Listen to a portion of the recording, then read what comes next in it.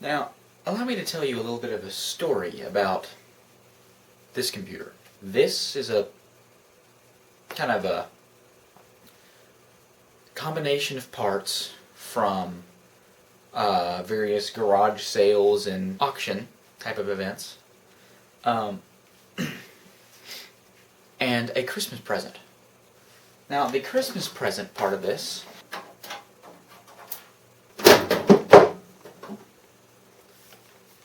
is this motherboard. This is an Asus board from an HP computer. Compaq HP are basically the same thing. As a matter of fact, the only difference between this case and the HP case that this motherboard came from is the faceplate. The rest of it's exactly the same. It is the Asus A7VBX-LA. It is an HP specific board. Some of these were compatible with a third-party BIOS revision, however this one was not. Which is unfortunate, because I kind of needed that to be able to use this for what I originally intended. The fact that this is locked down to the HP BIOS introduces a whole slew of problems, one of which being the only GPU I can get to work in it is an NVIDIA Quadro FX from 2004. Any other video card in the system just won't even detect it. It just defaults to the integrated GPU, which is this crappy VIA job that won't even support 3D graphics. Other problems with the HP specific BIOS include its inability to reboot a Windows 9X operating system. You can start it up, you can shut it down, but if you click restart, the whole thing locks up. And I have tried this under Windows 98, Windows 98 SE, and Windows ME. To be completely fair, this motherboard was designed with Windows XP in mind, but all of the drivers on VIA's website support Windows 98. Now, you're also probably wondering, this case had a Pentium 4 on the front of it. What exactly is in here?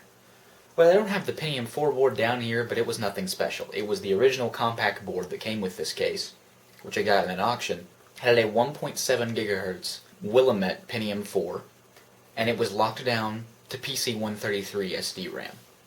It was crappy. Like, it ran slower than any of my Pentium 3s. So I stripped that out of there. And this motherboard is fully compatible with this proprietary Compaq case. It is an Athlon XP 3000 Plus with 1 GB of DDR1 memory. I think it's DDR333 that's in there. And that performs quite nicely under Windows 2000 or XP, so I'm not trashing this system because it does run nicely. I don't know what the deal is with the GPU problem, but I'm just going to disregard it because I can run some older software, like older productivity software, under Windows 2000 or XP on this machine, no problem. As for this sound card, it's not really necessary. The motherboard has like it's a Realtek ALC 6 something, I think. I can't remember exactly what it is. This card is just a Sound Blaster Live that I put in here in an attempt to try to get it more like a gaming PC, but it just never came to fruition because of the GPU problem specifically. Plus the fact that I had to use Windows 2000 for any of my stuff to really work, and I had games that required Windows 98. So other than that, what all is in here? There are two 80GB hard drives. This one is designed to be the secondary, and it has Windows 2000 on it.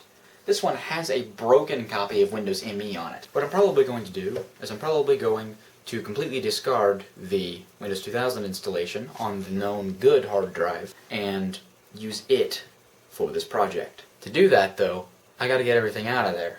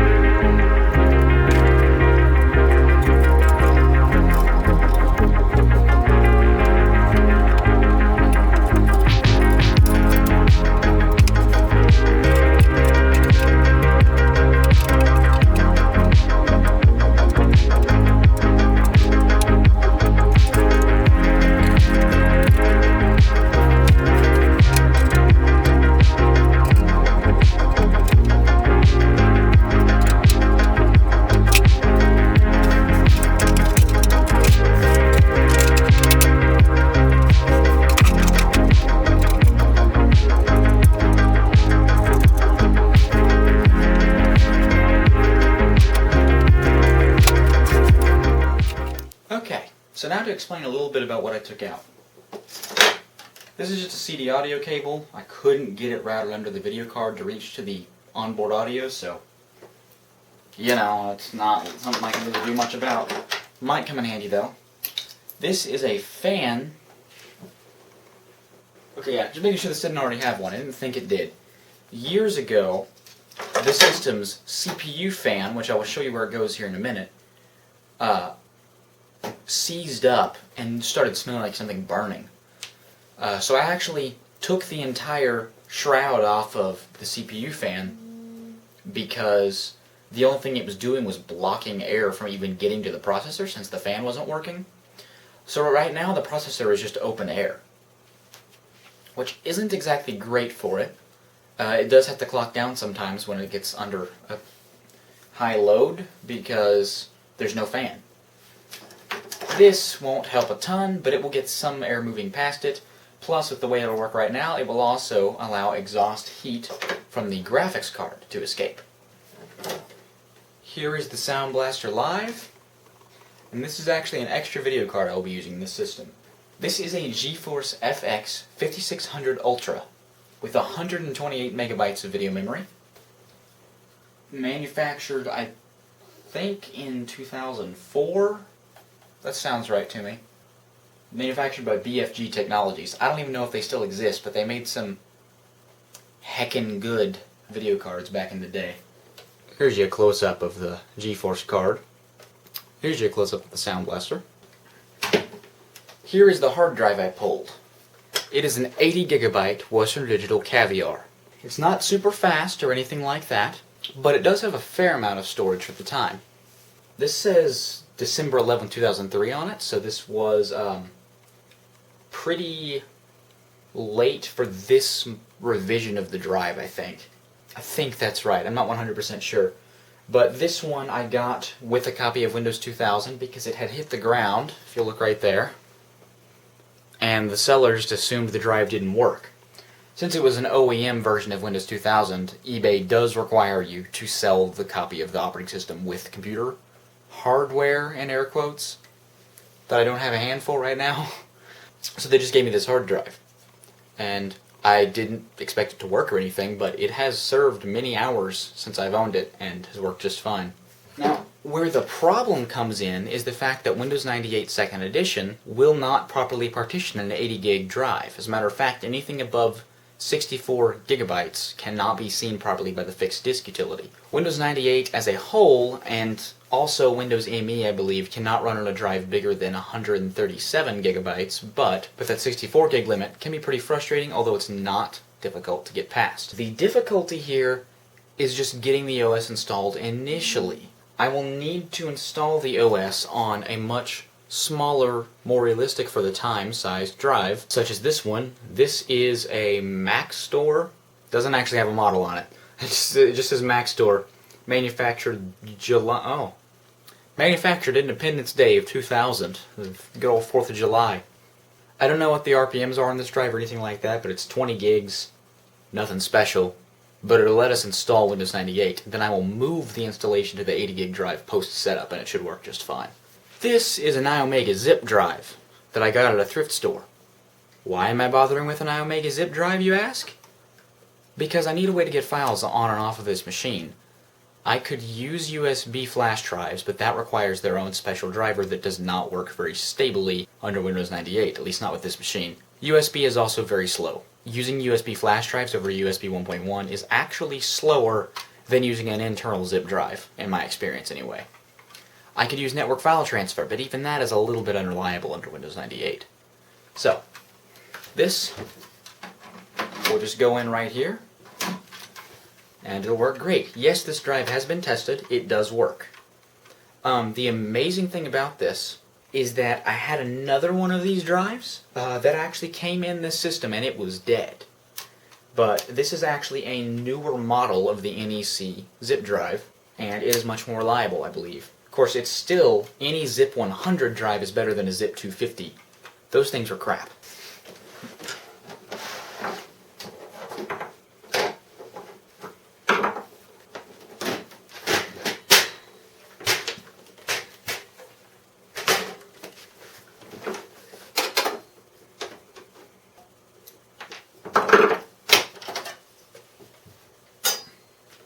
This system right here currently has a Pentium 3 800EB, 512 megabytes of PC-133, an NVIDIA Riva TNT2, maybe a TNT264, I can't quite remember. It's a little bitty Netgear 10100 Ethernet card, and this weird proprietary video device. I don't even know what it's for.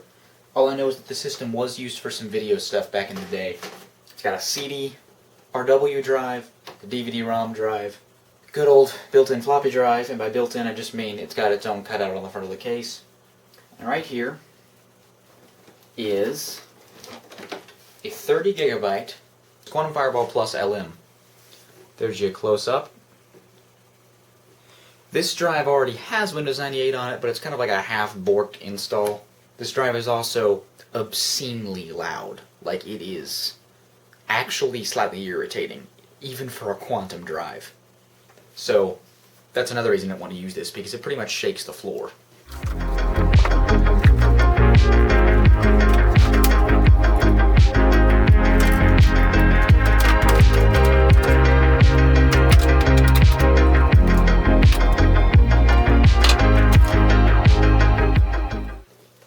Here's your close-up of the TNT2. Pretty wimpy looking.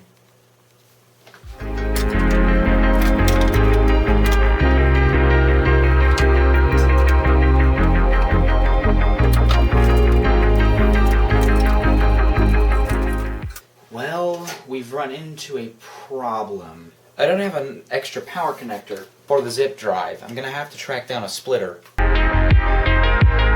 It's like 15 minutes looking for that. It was right under my nose the whole time. Feeling real great about myself right now. I'll plug this plug into the GPU. Causes a little bit of bend on the GPU, but the good thing is it prevents the GPU from sagging, which is a lot worse for the motherboard. The GPU's circuit board can handle a little bit of bending.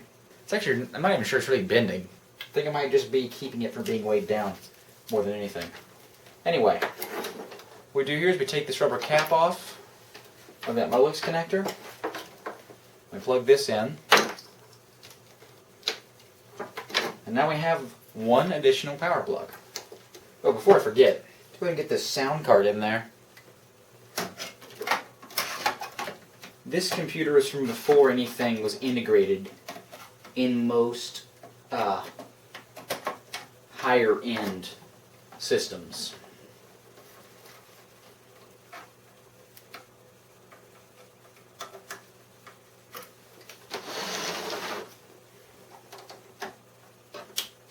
Of course, the clip up there is a little bit broken because plastic clips always break a little.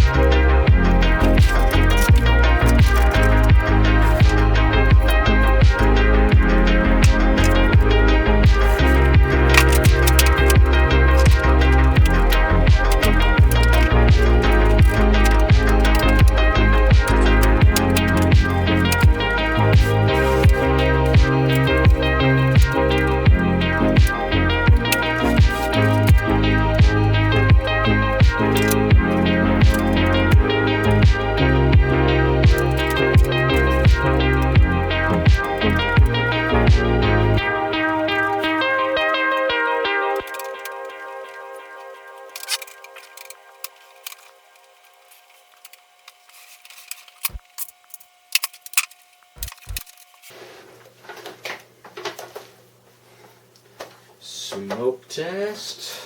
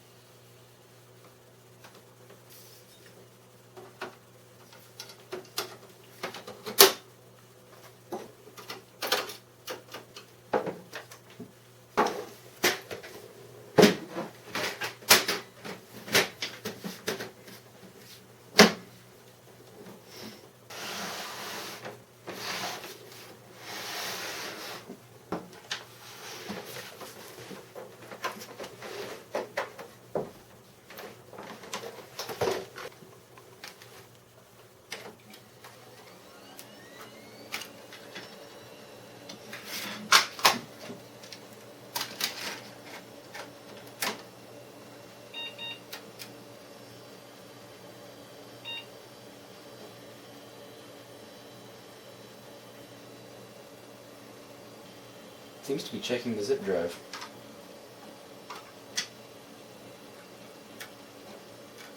Something's on that hard drive, huh?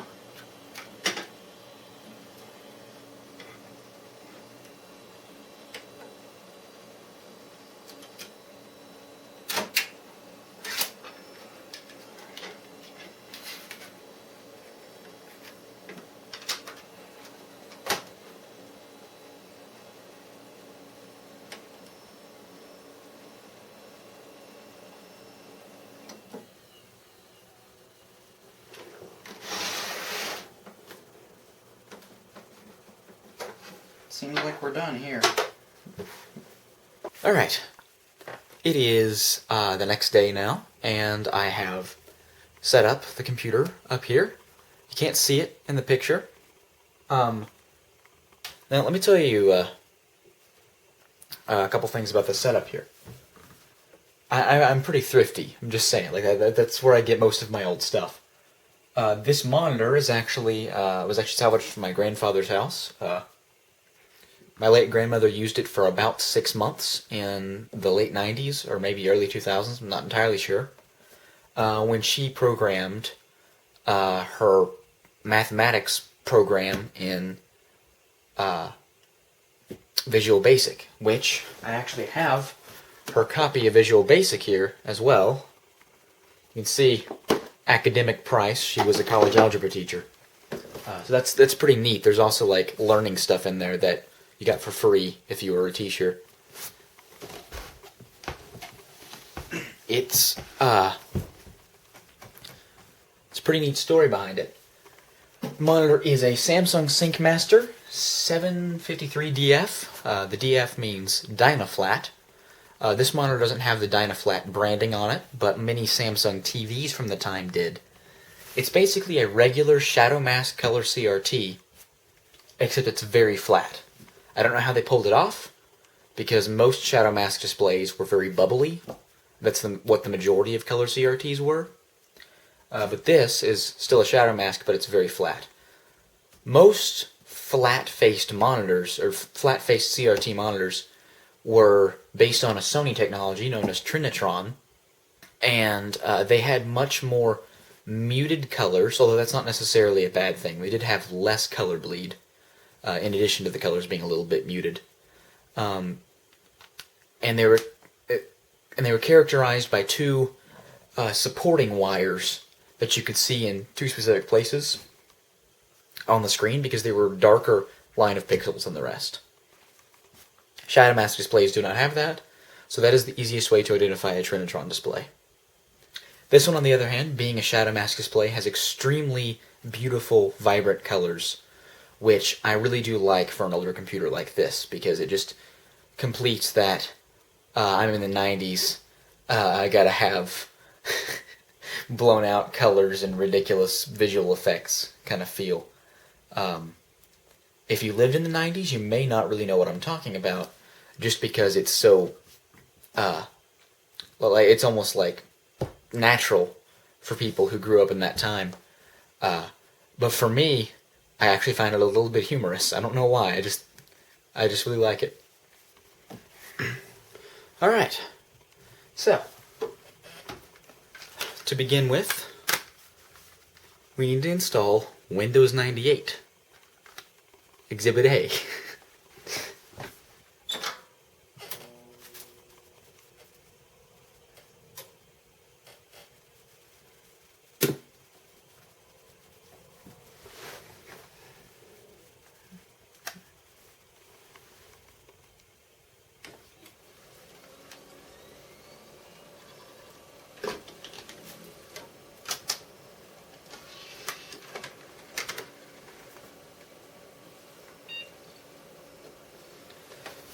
Alright.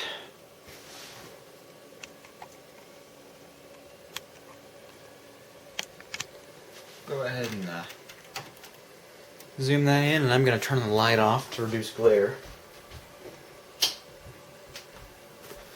There we go. Just got the slight blue lights in the background and the glow of the CRT. Okay. I can't really adjust the exposure of the camera manually, unfortunately, or I would. But I think it'll be okay.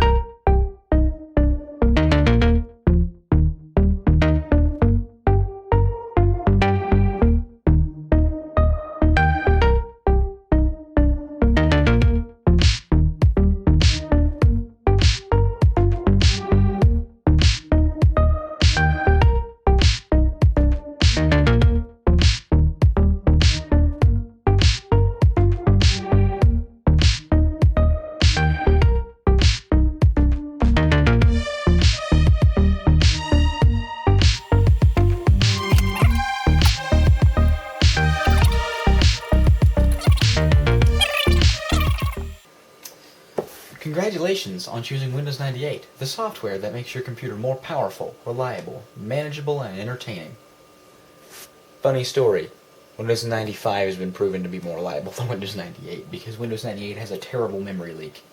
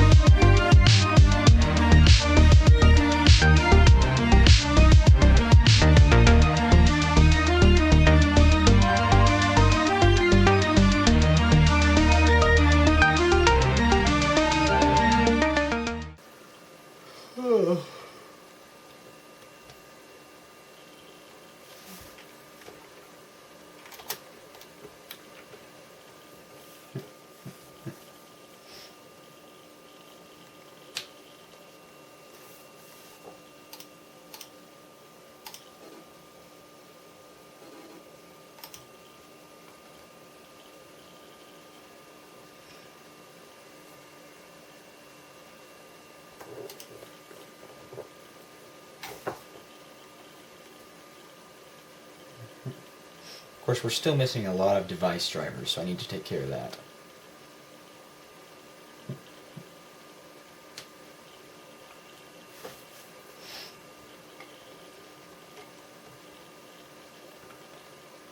And once I get the device drivers and said, what the crap?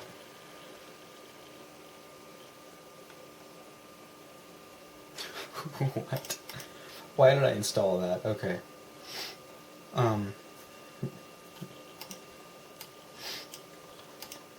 Anyway, once I get the device drivers installed, I do need to move the Windows installation to a new hard drive already. because I don't want to try to install the bajillion updates that Windows 98 will have on this slow thing. First I need to get device drivers taken care of, though. Oh boy, we're missing a system management bus, an unknown device. I don't even know what that is. PCI Ethernet controller, PCI input controller, input controller. That must be on the Sound Blaster. Multimedia audio device. Multimedia device is that proprietary piece of hardware that I don't even know what it does. The system management bus. I don't know what that belongs to. Anyway.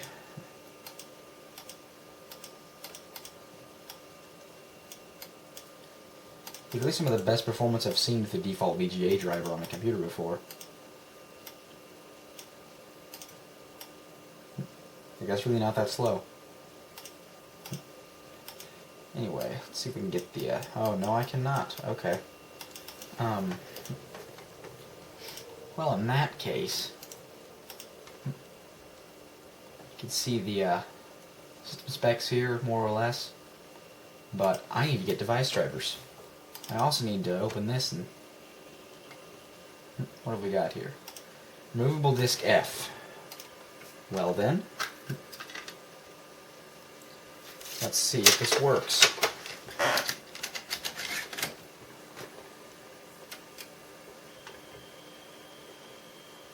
Oh? Must be Mac formatted.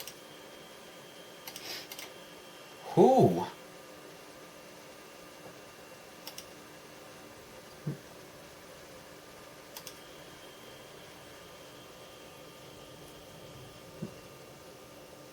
I can't believe this is actually working.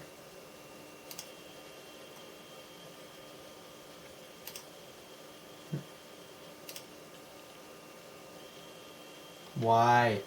I know how to do this. I've never seen this help thing before. That's funny. Alright.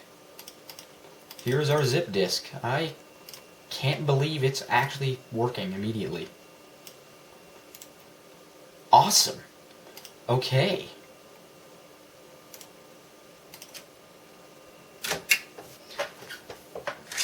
I'll demonstrate that a little better later, but for now, I'm going to stop the camera because finding and installing device drivers can be very dull.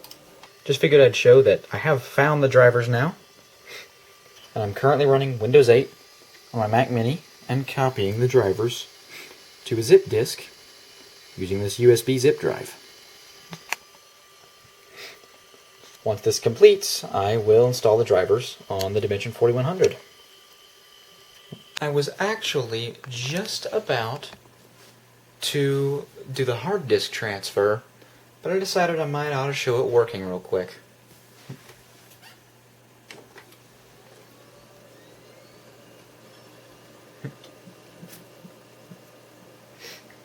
All the drivers have been fully installed and everything is working great.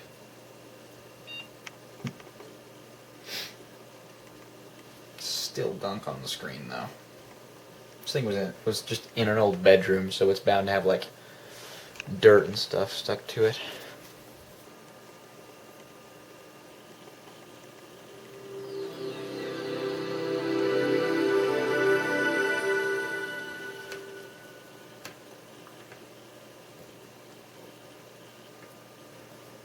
So yeah, I got the drivers on here via the zip drive. I haven't finished installing some of the software yet, like Vienna Sound Font Studio and Creative Play Center, but that can wait. Also, we got the lovely Windows welcome thing over here.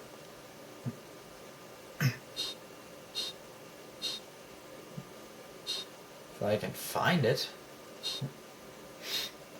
Oh, there it is.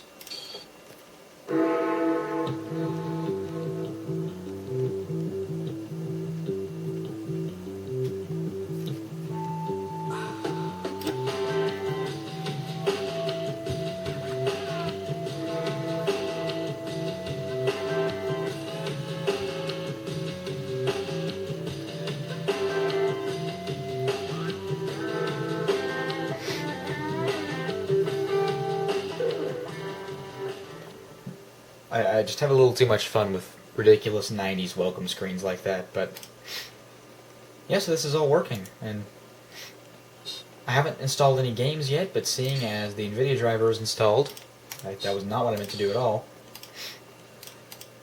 things should begin to take shape. This is what the old NVIDIA control panel looked like, for those who might have been wondering. Very different from what it looks like nowadays.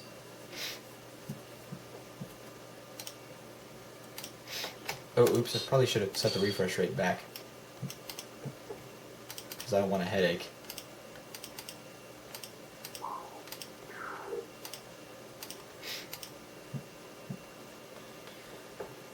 Alright, let me shut this sucker down. Oh, there's still a disc in there. And just like that, my NEC monitor dies.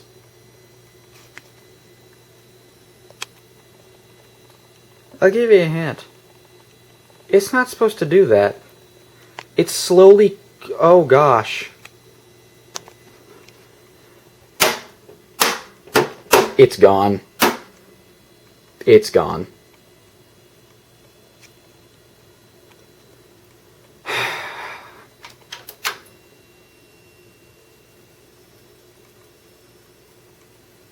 Oh, it's losing capacitance.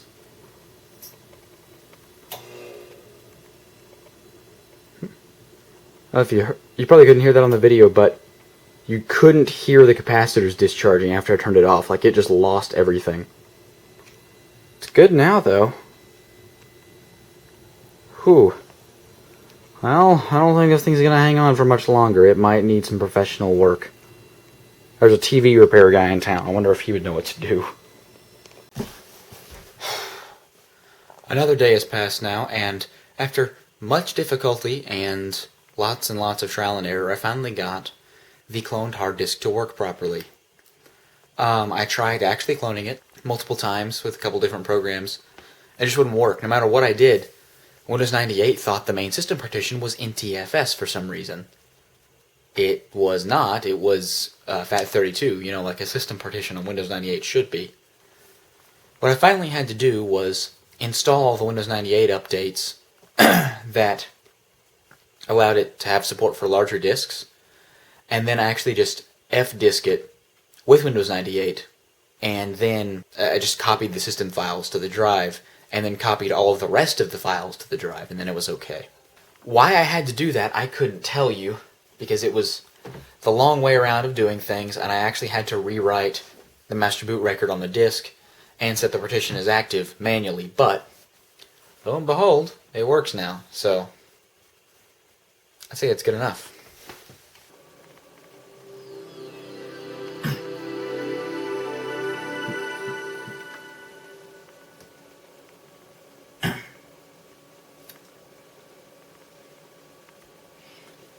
I do believe it may be marginally faster on this newer drive, but of course speed wasn't my concern. My concern was the drive space, which of course is now really great. So what remains of unofficial updates? Well, first of all, I'm going to remove the shortcut that says connect to the internet. Let's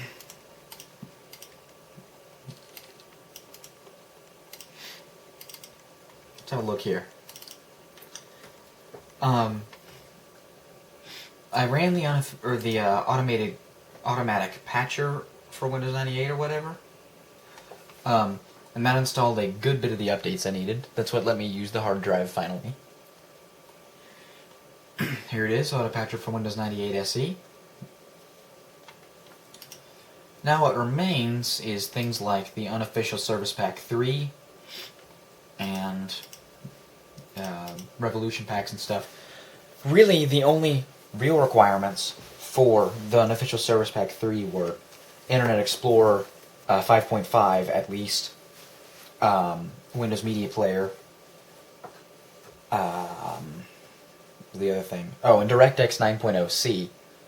But I went ahead and installed all of the official Microsoft updates from this, and then I'm just going to let the unofficial Service Pack 3 handle anything it might have missed. But I didn't really want to cut any corners or anything like that, so yeah. So what remains now is to install the rest of this.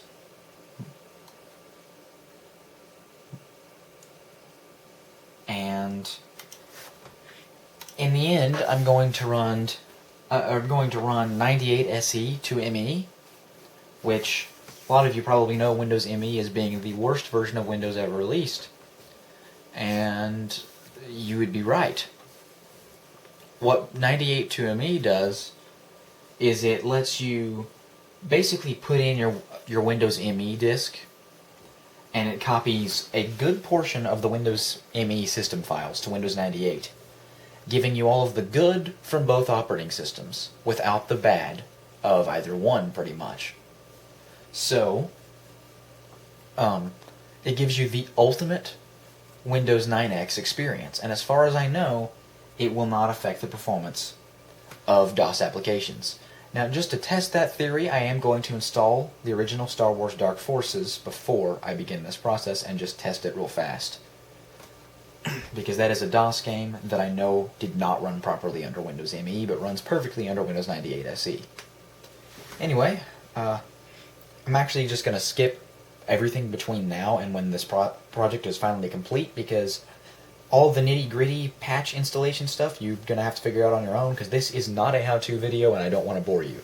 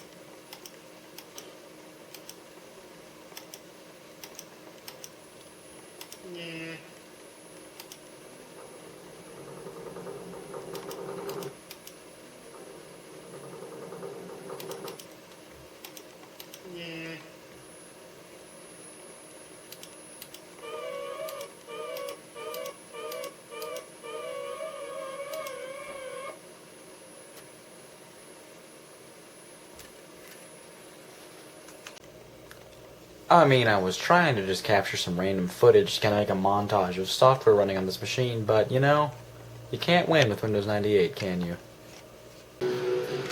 Well, this is a very terrible installer.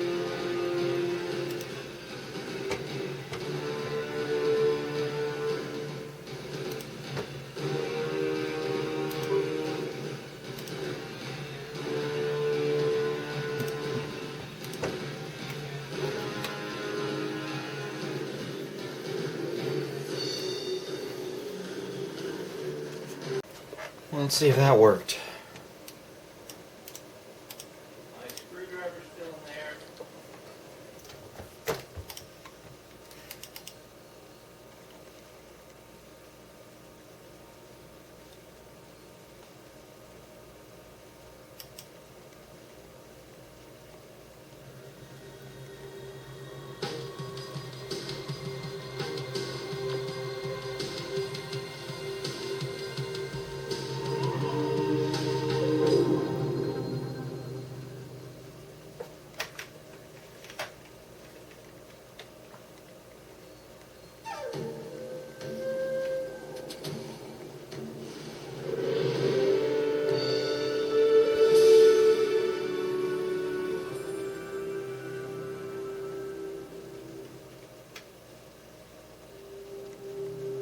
Silmaria was a peaceful kingdom nestled among 100. Alright, I don't want to hear that.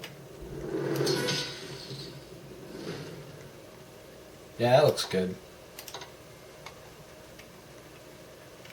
So, dear boy, the reason Fenris and I brought you here is this. You are a hero.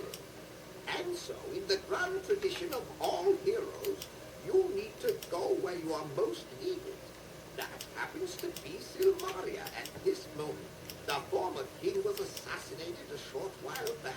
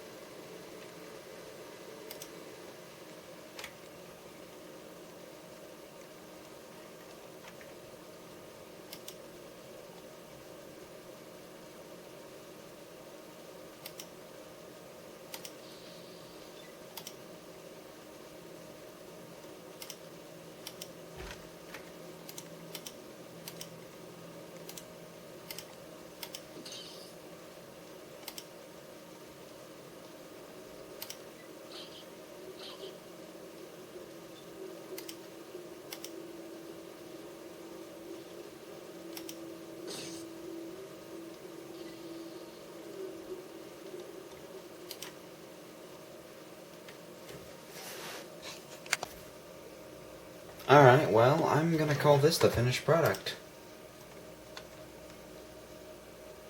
Here, I've never opened Microsoft Publisher. Let's do that. Sure. Windows is not low on what?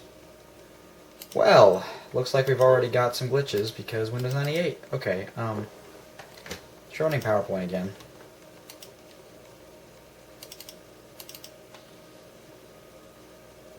Well, the Microsoft Clip Gallery is working. Yeah, people at work.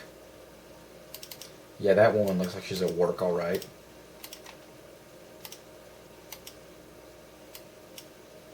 What the crud?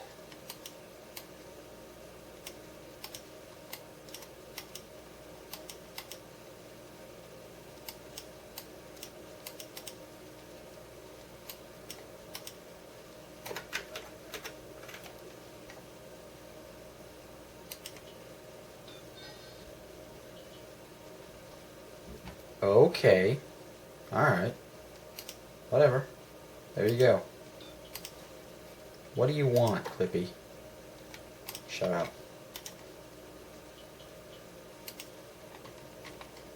Yeah, so we're already getting errors, so I'm actually going to shut this thing down now, but... Yeah, so I've got the ultimate Windows 98 gaming PC. This is cool. Never showed Half-Life running, though. See if we can do that before things start crashing terribly. What the crap? There we go. I was left-clicking there, by the way.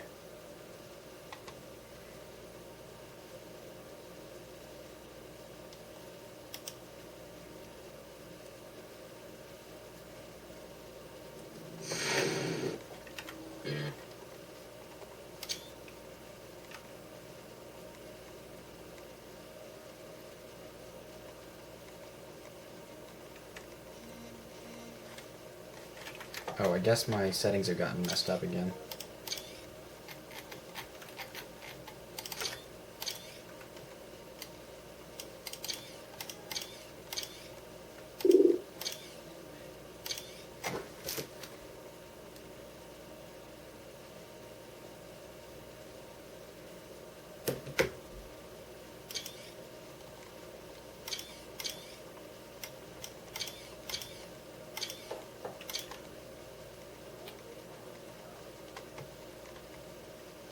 Yeah. It works. Cool. Anyway. Alright.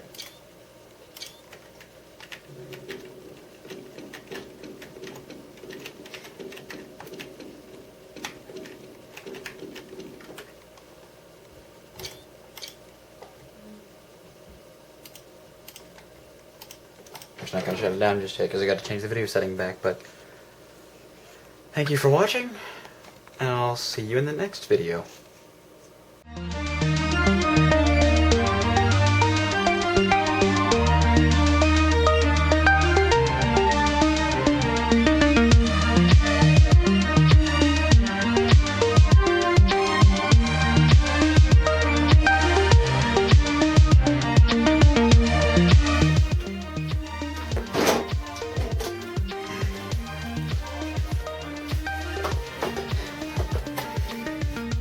I have to move this back, huh?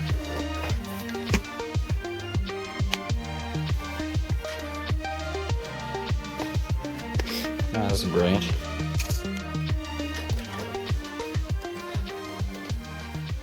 I'm still out of frame.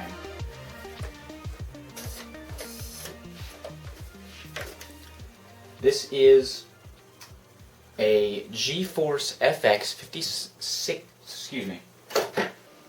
No, I didn't want to start recording.